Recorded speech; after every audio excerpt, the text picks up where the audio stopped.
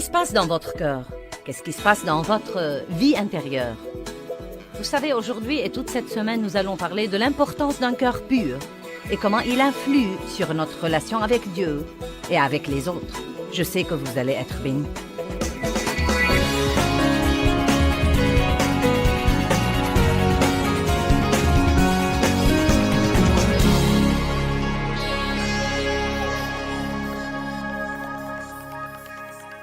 Père, je te rends grâce pour la parole ce soir et je prie qu'elle influe sur nos vies et qu'elle nous aide à veiller sur nos cœurs.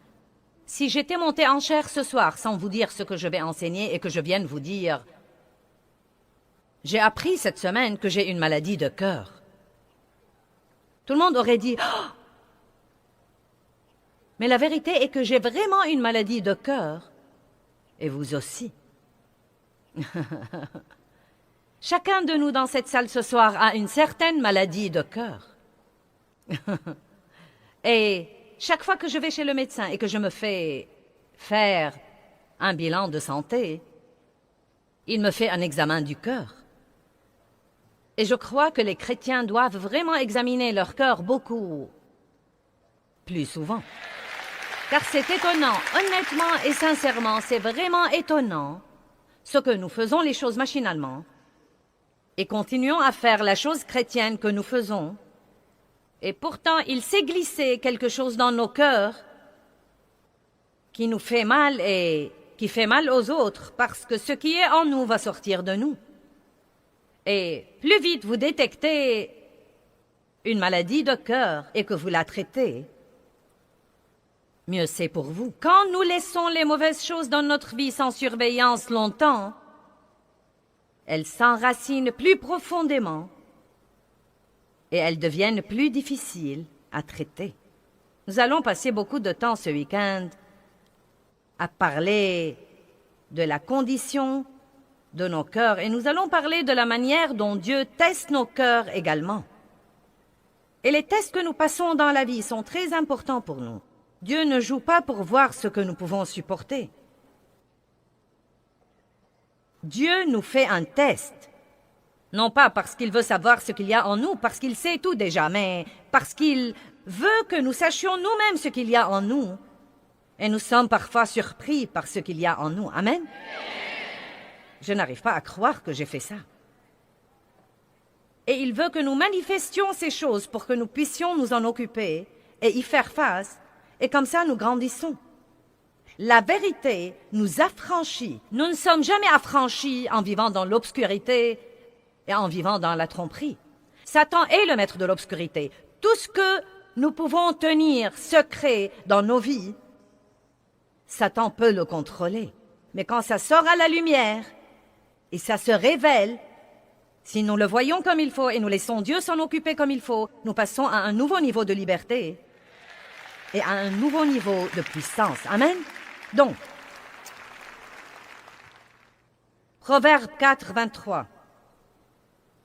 Garde ton cœur en toute diligence et en toute vigilance, car de lui sont les issues de la vie.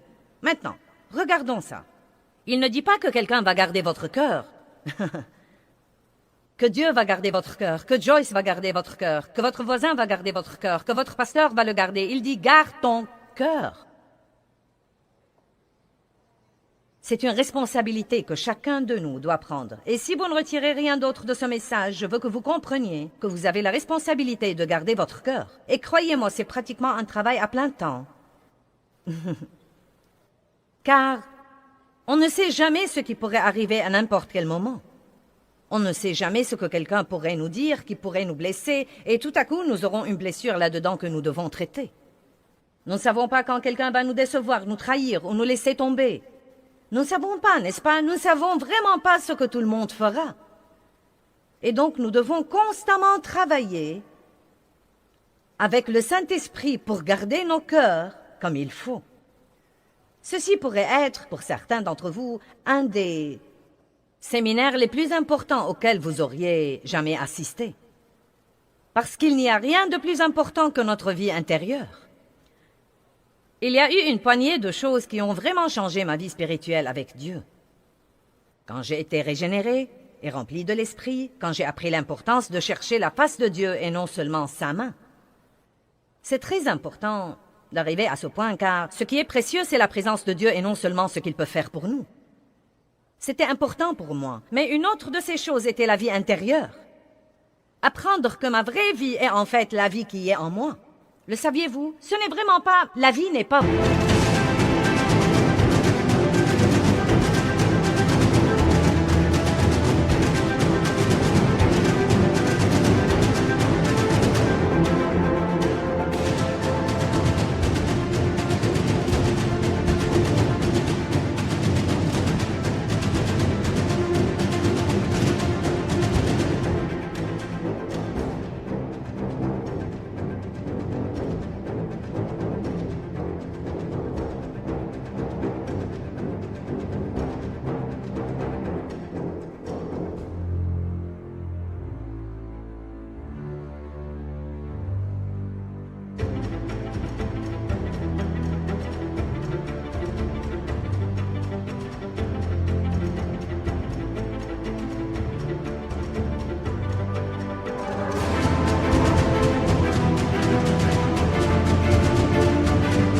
vos circonstances.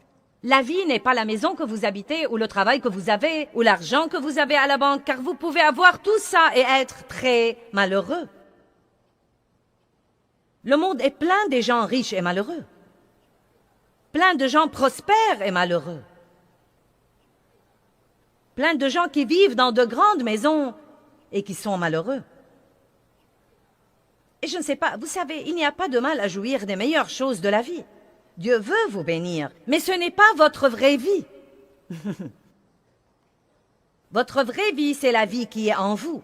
Et c'est étonnant ce que vous pouvez être heureux au milieu des pires circonstances possibles et combien vous pouvez être paisible au milieu du désarroi qui sévit dans le monde aujourd'hui si vous savez garder votre cœur dans la condition qu'il faut.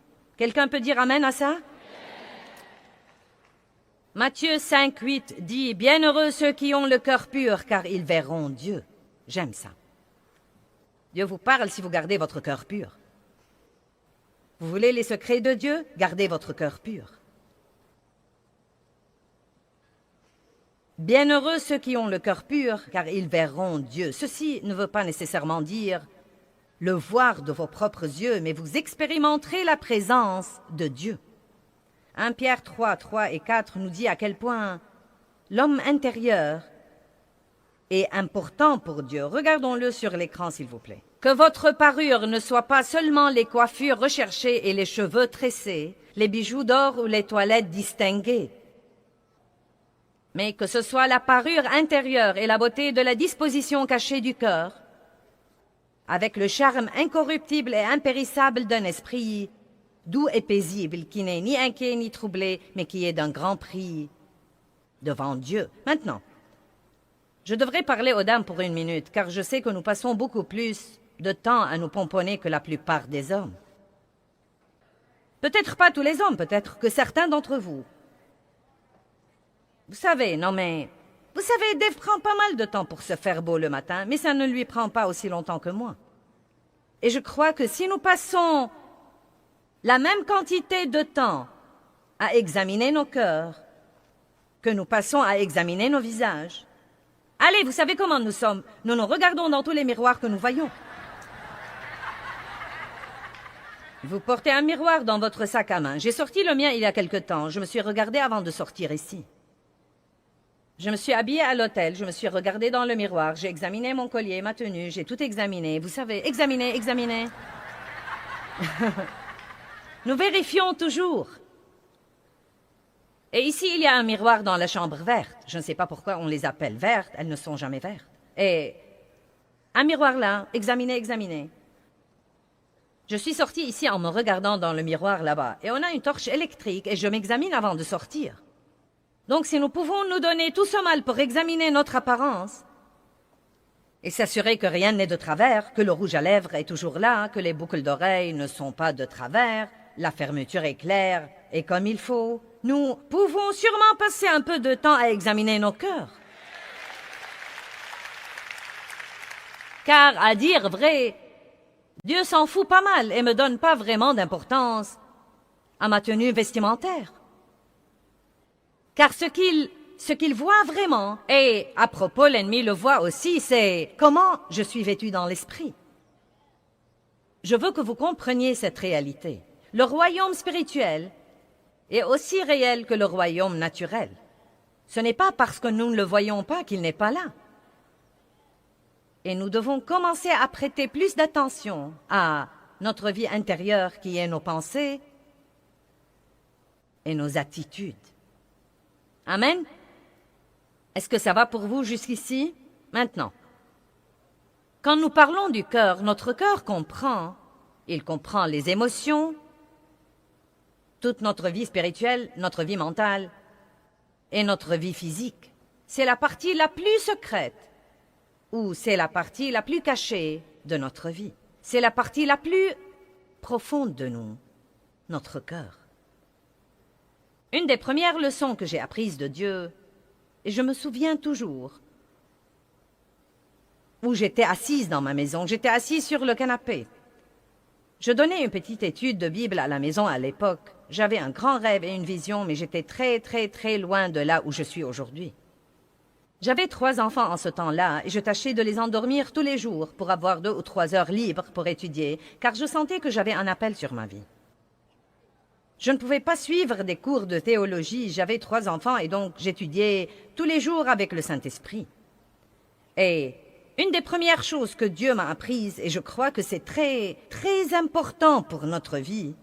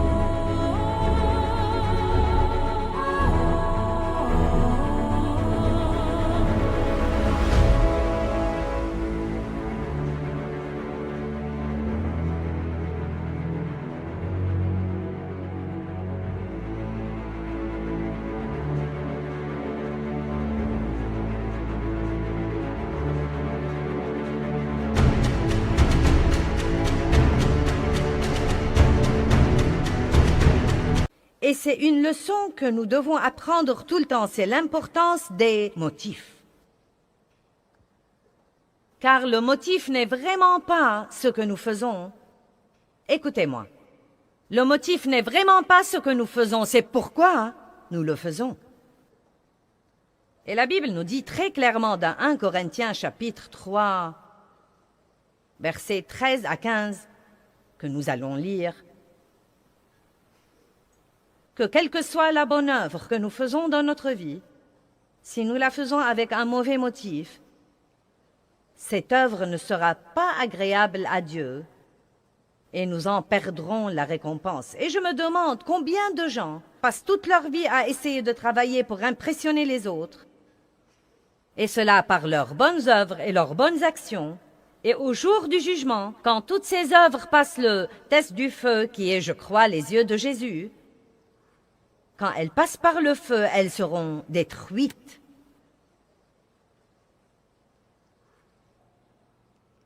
« 1 Corinthiens 3, 13.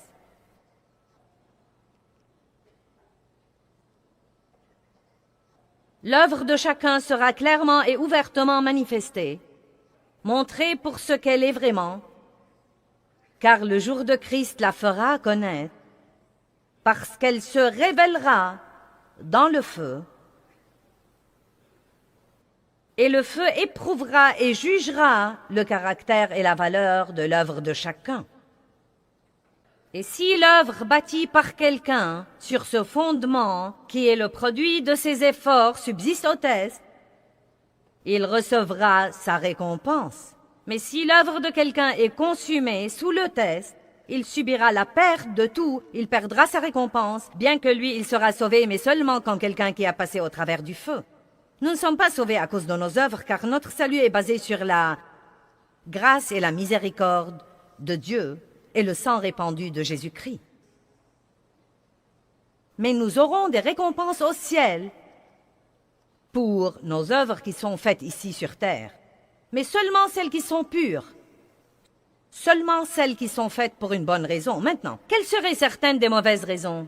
Eh bien, Matthieu 6 nous donne un petit aperçu. Il dit, « Quand vous priez, entrez dans votre chambre la plus privée, dans un endroit comme le cabinet, et priez. Que vos prières soient en secret pour que votre Père céleste vous récompense en public. » Il ne dit pas qu'il ne faut pas prier en public, mais il dit que c'est mauvais de prier pour être vu.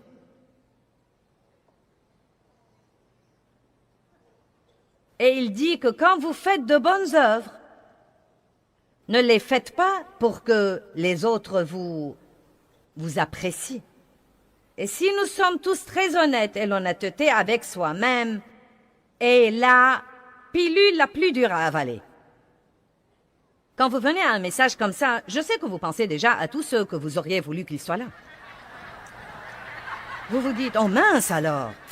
Si un tel était ici, ou si je pouvais faire venir mon fils ici, si je pouvais faire venir mon mari ici ce soir, la bonne nouvelle est que vous êtes ici. Dieu vous a fait venir ici, et ceci est pour vous. C'est très facile de faire face à la vérité de quelqu'un d'autre. Ce n'est pas très facile de faire face à notre propre vérité. Mais si nous pouvons le faire, nous pourrons passer à un nouveau niveau. Donc si nous sommes honnêtes avec nous-mêmes, nous devons admettre que, au moins jusqu'à ce que nous apprenions mieux, et il faut pas mal de matchs de catch avec Dieu pour apprendre mieux, nous voulons nous impressionner les uns les autres. N'ayez pas l'air si innocent. N'essayez même pas ça avec moi. Vous avez tous fait comme ça. Je suis arrivé pendant les 3 dernières années à la conclusion que nous ne saurons jamais ce qu'est la liberté jusqu'à ce que nous n'ayons plus besoin de nous impressionner les uns les autres.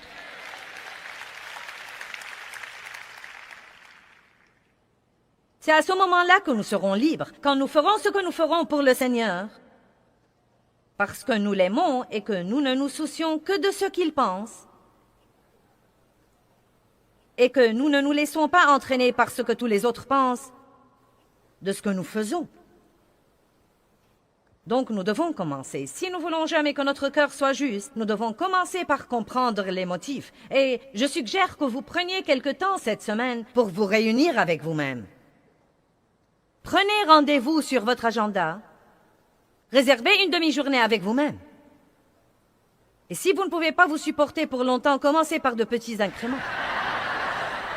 J'aime passer du temps avec moi-même, mais il m'a fallu du temps pour y parvenir. Réunissez-vous avec vous-même, et je veux que vous notiez tout ce que vous faites, et ensuite posez-vous la question, pourquoi je fais ça?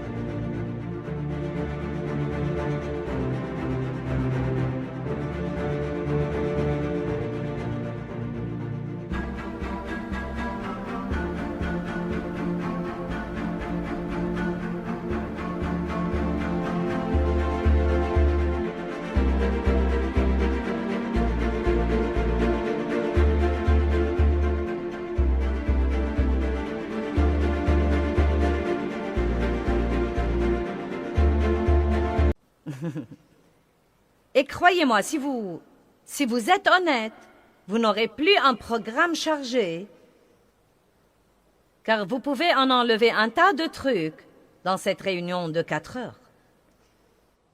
Car nous ne savons même pas parfois pourquoi nous faisons les trucs. Quelqu'un me l'a demandé et je ne veux pas le fâcher, je l'ai fait. Quelqu'un s'attend à ce que je le fasse, et je ne sens pas que Dieu veut que je le fasse, mais on s'attend à ce que je le fasse.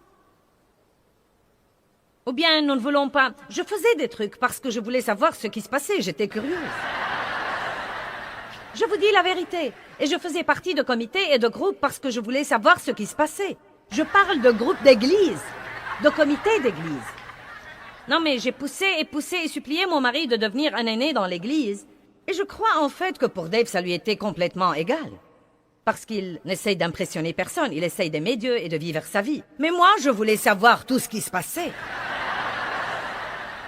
Je voulais qu'il assiste aux réunions des aînés pour rentrer à la maison et tout me raconter. Vous serez donc étonné de ce que vous découvrirez chez vous. Si vous devenez vraiment honnête. Écoutez-moi, un jour j'étais dans un institut de beauté et c'était à l'époque où tout le monde portait ses pins de Jésus en diamant fantaisie. Quelqu'un se rappelle les pins de Jésus en diamant fantaisie? Quelqu'un en a toujours? Bien. Et donc je portais mon pin dans l'institut de beauté. Et il y avait une dame là-dedans qui l'a admiré. Oh, c'est vraiment beau. Et une dame m'a dit qu'elle était infirmière dans un centre anticancéreux. Et ensuite, elle a dit, tu sais, je suis chrétienne, mais elle a dit que c'était très dur. Et elle a dit, j'aimerais vraiment pouvoir parler aux gens de Jésus, mais l'hôpital ne nous le permet pas. Et donc, j'ai eu cette idée. Eh bien, vous savez, si elle avait ce pin, et quand elle se pencherait sur les patients, il pourrait voir le nom de Jésus. Maintenant, vous voyez, jusqu'ici, ça va très bien. Et ce nom, juste ce nom de Jésus, les aiderait vraiment. Donc, je me suis dit, bien, je vais lui donner ce pin. Donc, je pensais que je devais le lui donner en privé, mais j'ai pensé, eh bien, comment vais-je faire ça? Et si elle quittait l'Institut de beauté avant moi? Et à ce moment-là, la fille qui faisait mes ongles s'est levée et elle a dit, Joyce, nous n'avons plus la poudre que nous utilisons et le fournisseur est à côté. Je vais aller en chercher et je reviendrai dans un instant. Elle m'a laissée assise avec cette dame et nous étions complètement seuls. Dieu m'a fourni l'occasion parfaite pour lui dire que je sens que Dieu veut que je te donne ceci, et c'est ce dont il m'a parlé. Et ensuite, m'occuper de mes propres affaires. Mais oh non! Non! Je devais attendre le retour de l'autre dame, car j'avais ce débat dans ma pensée. Eh bien, vous savez, il lui serait très utile de me voir donner ce pin, et elle comprendrait sûrement que le don fait partie de la vie chrétienne, et ceci pourrait l'aider à donner. J'étais vraiment une femme si charnelle et si stupide. Et quand j'ai quitté le magasin, Dieu m'a dit, j'espère que tu as aimé ça, car c'est toute la récompense que tu auras. Ensuite, je me suis rendu compte. C'était charnel, charnel, charnel, charnel. Et je suis sûre que vous n'avez pas besoin de réfléchir longtemps pour trouver quelques trucs comme ça dans votre vie. Nous voulons être vus. Nous voulons être remarqués. Nous voulons être appréciés. Nous voulons être remerciés. Nous voulons que quelqu'un nous applaudisse et nous récompense. Et tout ceci est très bien si Dieu vous le donne. Mais si vous trichez pour l'avoir, vous perdez.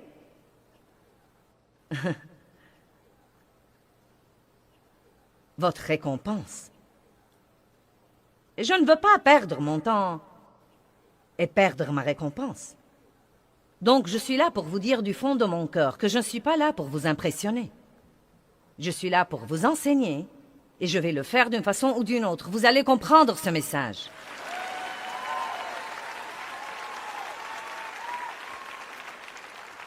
Maintenant, nous allons commencer à parler des différentes maladies de cœur. La première maladie de cœur dont je veux vous parler est la dureté de cœur. La Bible a en fait beaucoup à dire d'un cœur dur. Hébreux 3, 7, 8.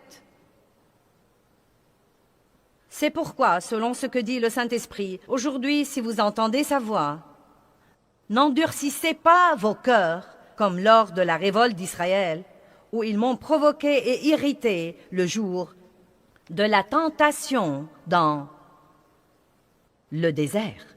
Quand vous endurcissez votre cœur, vous entendrez ce que vous voulez entendre et non pas Dieu. En l'endurcissant et en ne réagissant pas à la voix de Dieu, vous aurez l'audition sélective. Vous serez atteint de la surdité spirituelle. Et vous voulez toujours que Dieu vous parle et... Il vous parle, mais vous ne voulez pas entendre.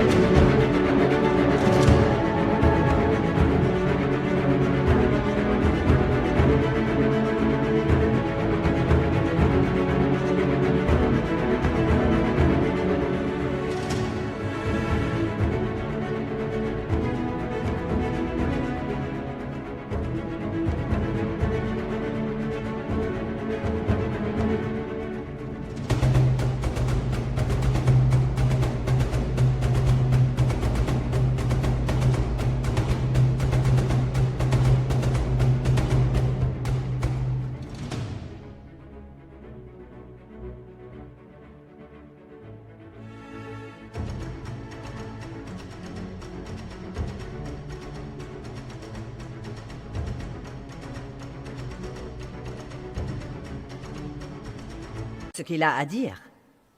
Quand vous endurcissez votre cœur, il vous sera difficile d'avoir la foi enfantine et de croire vraiment Dieu. Il est très important de garder un cœur tendre devant Dieu. Nous avons chanté un cantique qui dit « Brise mon cœur avec ce qui brise le tien ». Et je crois que nous devons demander à Dieu d'attendrir nos cœurs. Et j'ai pensé à l'attendrissement du cœur. Et il y a deux moyens pour avoir ceci. Et l'un d'entre eux est beaucoup plus préférable à l'autre. Si je veux attendrir une pièce de viande, je peux utiliser un couperet. Et j'y ai pensé trop tard. Je voulais l'avoir ici, mais je n'ai pas eu le temps de me le procurer. Je vous prie donc d'utiliser votre imagination. Non, mais je voyais ma mère à l'époque où j'étais enfant. Peut-être qu'on n'avait pas d'autre moyen pour attendrir la viande, mais elle achetait une pièce de viande et elle prenait ce couperet et elle l'abattait, elle l'abattait.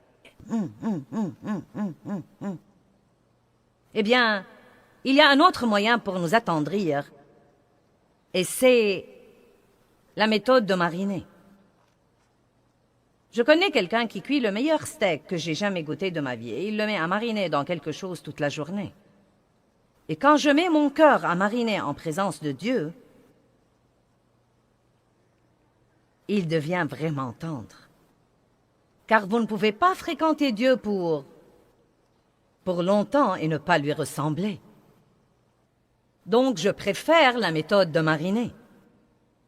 Mais si vous ne voulez pas passer du temps avec Dieu et vous ne voulez pas prendre le chemin facile, Dieu peut vous arranger des circonstances. Et quand vous aurez fini, vous sentirez que vous avez suivi le processus du couperet. Quelqu'un est avec moi là-bas? Bien. Mais nous devons veiller à garder nos consciences ainsi que nos cœurs tendres à l'égard de Dieu.